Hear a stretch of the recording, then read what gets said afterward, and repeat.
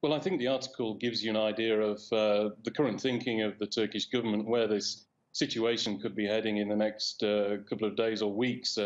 Even you mentioned that quote there from the article about this current sort of dispute between the two sides from Turkey's point of view, putting the relationship between the two countries in real jeopardy. It says that it's really reaching a point where it could break if the United States continues along this course of action. A lot of people who have been watching this situation for the last couple of years or so have been predicting this would happen. But it's really, I think, the first time that the Turkish government has come out and publicly warned the United States that this is what could happen. We have a situation at the moment where the United States, where Turkey, I beg your pardon, is probably in some respects more friendly with Russia than the United States. It's working with Russia on Syria. It's buying a missile defense shield from Russia as well. And this is annoying quite a few politicians in the United States. But the policies of Washington at the moment seem to be driving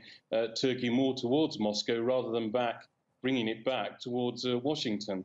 And the other main point, I think, from the article is, I'll just read you another quote where Turkey is responding to these sanctions that the United States has imposed, in which the Turkish president says that to convey Turkey does not respond to threats, we retaliated by sanctioning multiple American officials. Moving forward, we will abide by the same principles. So it seems that the Turkish president is not minded at the moment to ramp up this situation, to inflame it. And really, the ball is in the Americans' court, whether they want to actually impose any more sanctions, or whether, from Turkey's point of view, whether they're willing to sit down and try and work through these problems. Mm-hmm. And Andrew, you mentioned earlier that the US-Turkey relationship could break. Tell me more. Where do you think things go from here, and what could happen Monday morning when those markets open again? Because right now it seems that no one is really moving on their positions.